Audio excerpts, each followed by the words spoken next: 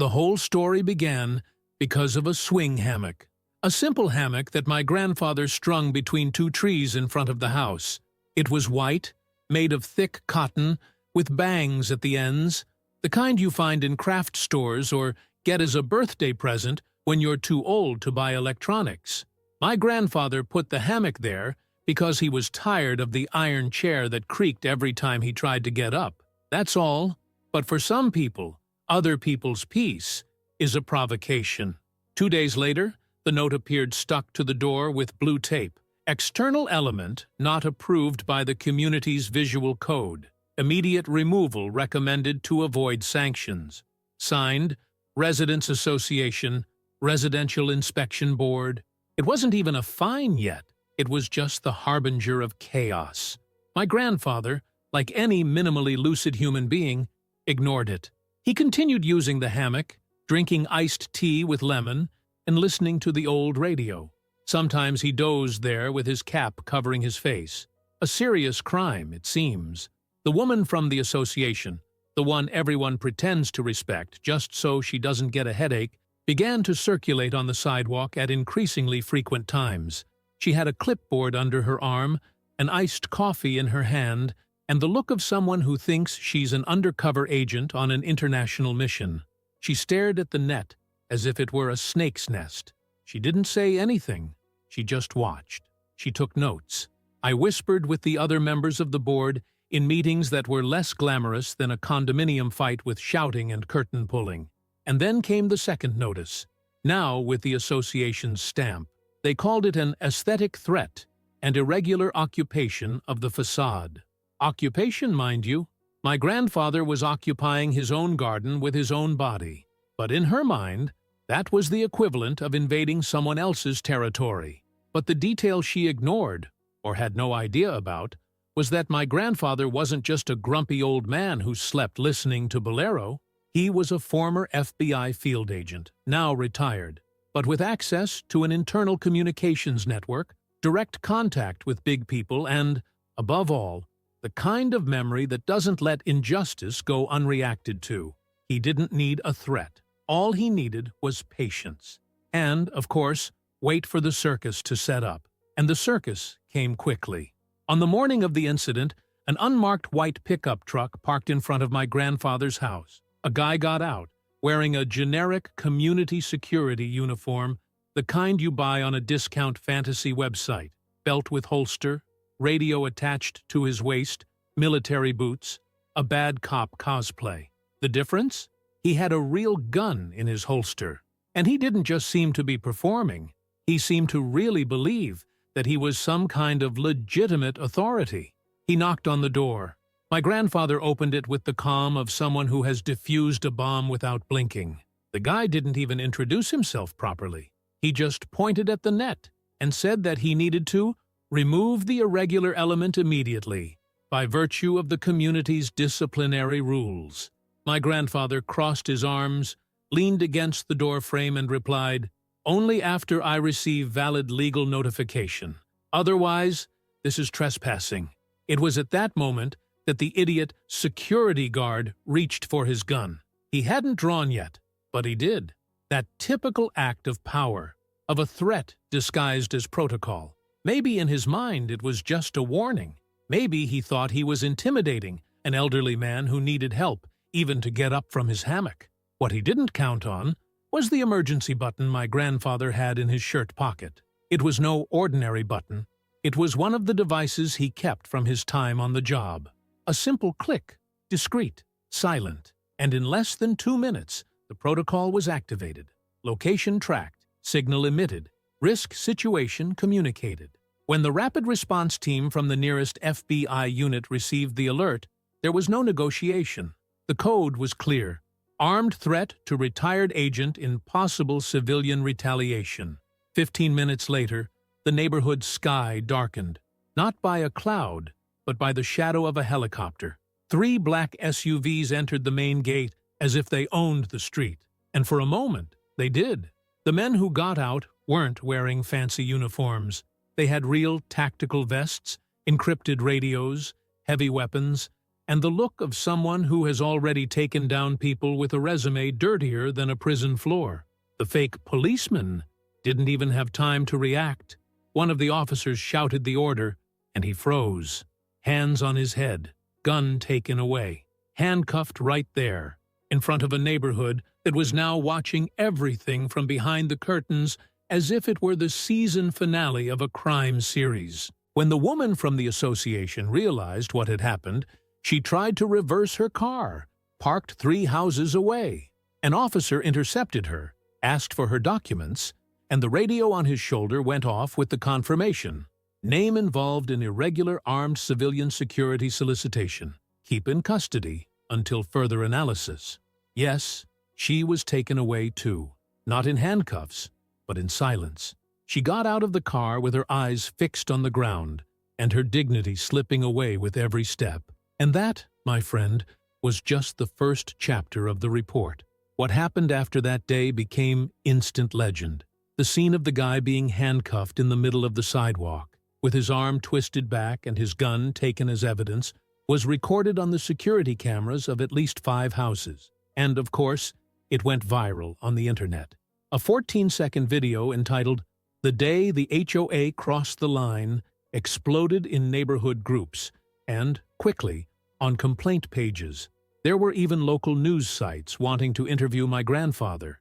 He refused, as usual. Old style, does the right thing, but doesn't want a selfie with a medal.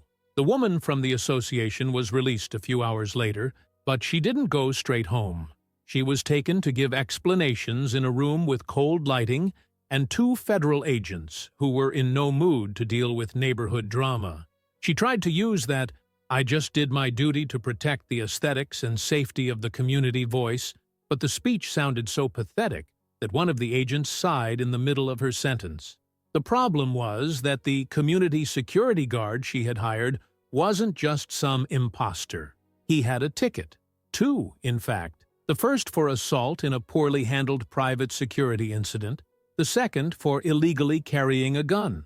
The icing on the cake: he didn't have an up-to-date license or any ties to any formal security company. His contract with the HOA was a piece of paper signed at an informal meeting where she, as president, decided that it was better to secure someone with a firm hand. A firm hand. She used that term in her testimony. The federal agent wrote it down in red pen. Meanwhile, the news spread through the neighborhood like gasoline on a lit wick. Some neighbors, the ones most aligned with the woman, tried to justify it. They said she just wanted to protect the visual standards of the condominium. Others, quieter until then, finally came out of hiding. People who had been fined for planting an unapproved flower, for painting their door a different color, for leaving their garbage on the sidewalk 5 minutes early, all with fresh memories and accumulated rancor. The association's board went into crisis. One of the board members resigned the same day, claiming ethical conflict. Another said he had been duped. The rules of good coexistence leaflets disappeared from the entrance wall, and the HOA's WhatsApp group, once teeming with hints and passive-aggressive commands, has become a digital graveyard. The last message? A good morning sticker sent by mistake by an 82-year-old resident. In the midst of all this, my grandfather, he was still on the web, exactly where he'd always been.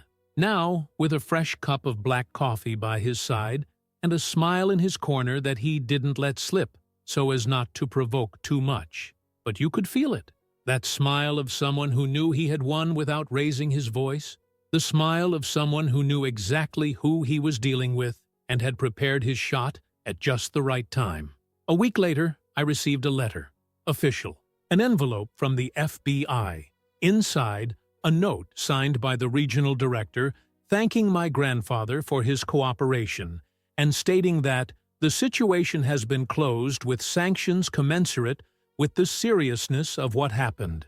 In other words, the woman took a federal hit, like the kind that tears up the floor.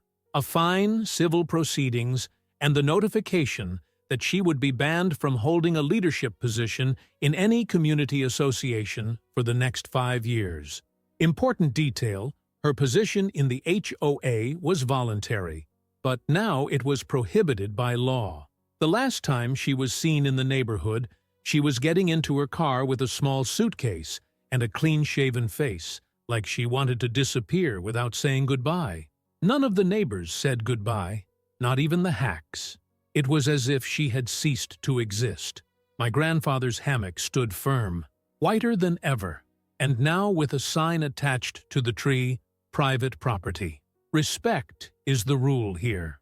When the dust settled, the neighborhood went into collective denial mode. The scandal was too fresh to be ignored, but too shameful to become the talk of the town hall. So they did what people of this kind do best. They pretended it never happened. The association removed all records of the former president from the official website. They removed her photo from the gallery of community leaders. Even the physical mural in the square, where there was a phrase attributed to her, "Order is freedom," was hastily painted over. Everything turned white, literally. The erasure was symbolic, but not enough to undo the trail, because a trail is something else. What remains when shame is not washed away, only hidden. The new interim president of the HOA was a middle-aged man who worked as an accountant and hated confrontation. He took the job out of pity, or because he didn't want the neighborhood to become a no-man's land. But he had no real authority. All he did was answer emails with, "We'll check it out," and "We'll forward it to the committee." A post with a tie. And maybe that's exactly what the neighborhood needed at that moment. Someone who wouldn't dream of bossing anyone around. My grandfather's hammock became a local tourist attraction. Literally. Children from the neighborhood came to take pictures. One teenager even made a TikTok there with an epic soundtrack and the caption, "The net that brought down the regime." It went viral, 30,000 likes. Comments from people asking what brand the hammock was, how to buy it, if my grandfather sold replicas. He didn't, nor did he answer, but he liked the part about overthrowing the regime. Incredibly, he also received a letter from the town hall itself, a formal thank you for his collaboration in the case of the irregular operation of the Residents' Association. Along with the letter, a certificate, Citizen Vigilante of Honor. They framed it and hung it on the living room wall. An exaggeration? Of course. But deep down, it was more funny than flattering. Meanwhile, the fake policeman continued to be investigated. They discovered that he had already been involved in other similar cases, in other neighborhoods, posing as a condominium security guard, trying to extort residents with threats and charging for services not rendered. A professional parasite. Only this time he went too far. When you point a gun at a federal agent, retired or not, the hole is deeper. And in his case, the hole was straight to jail. His wife, the former president, disappeared from the radar, but her shadow loomed. Some residents still feared that she would return. Others spoke of her in a satirical tone, like a character from a bad soap opera. Remember when she fined the house on the corner because the grass was out of line with the spirit of the street? Or that time she had the facade of the HOA headquarters painted with fire-retardant paint because it was more symbolic. The stories began to sound like urban legends, but those who lived through it know that it was all real. It was at this point that my grandfather decided to write a letter, not to her, but to the new board. A direct, no-frills, handwritten message. A letter that said the following: Association is community. Community is respect. And respect is not imposed with a gun or a clipboard. If you want real leadership, start by apologizing, and then listen. It's that simple. The letter was read at the next HOA meeting, in silence. No discussion. In the end, the new chair proposed a code of conduct for the board itself, something that had never existed before. A set of rules to limit the power of those who manage the neighborhood. Lo and behold, the brakes were applied. It wasn't justice in the classic sense. No one was carried off in a crowd, but it was correction, a moral reckoning. The net remained there, and so did my grandfather. But now, the whole street knew that it was the only real safety lane in the neighborhood, and no one dared cross anymore. The calm that followed the scandal was almost uncomfortable. It was like the silence of a wake, where everyone pretends to be respectful, but is just waiting for the moment to leave and comment on the tragedy in the parking lot. The Residents' Association, now renamed the Coexistence Council, started to act as it should have done from the beginning, warning about the garbage truck schedule and distributing vaccination campaign leaflets. The tone of voice has changed. Gone were the threats, in came the pleas, and thank you for your understanding. Nobody messed with my grandfather anymore. Not with the hammock, or the garden, nor the radio that played Sinatra at 8 in the morning and country music at 4 in the afternoon. His figure became the neighborhood's heritage, not for fame, but for respect. The kind that doesn't need a uniform, a position, or a signature on a bulletin. It was enough to see him sitting on the balcony to remember that freedom is based on posture, not status. The former president's house was sold 3 months after the incident. It was advertised discreetly, with no visitors. They bought it for below market value. Nobody wanted the house of scandal. The new residents, a young couple, renovated everything. They removed the old flooring, painted the walls bright colors, and tore down the hedge that the woman used as a mural of unwritten rules. It was as if they had exorcised the environment, and it worked. The fake policeman was convicted. 3 years for illegally carrying a weapon and attempted intimidation with an aggravating factor against a retired federal agent. It didn't appear in the newspaper, it didn't make the headlines, but it was shared on a WhatsApp group in the city. Printout of the case, full name, blurred photo, and the caption, "The paper security guard who fell into the wrong net." The association, even without admitting guilt, had to pay a symbolic fine. The new president claimed that responsibility was not institutional, but agreed to morally compensate the victim for what happened. The victim, in this case my grandfather, refused the money. He asked that the money be used to buy books and put up a community bookshelf in the square. The kind of gesture that disarms even those born bitter. The bookshelf was installed in the shade of a tree. It was painted light blue and filled with donated books, with a handwritten sign, "Read, think, speak, but respect." The most poetic thing, at the end of it all, was to see the transformation of the neighborhood. It wasn't an explosive revolution. It was slow, like water breaking through stone. People started talking more, exchanging things, laughing together without fear of being reported for noise outside the acoustic protocol. There was even a June party in the parking lot, with an accordion and a corn stall, something the former administration would never have allowed, due to the risk of visual dirt and disorganization.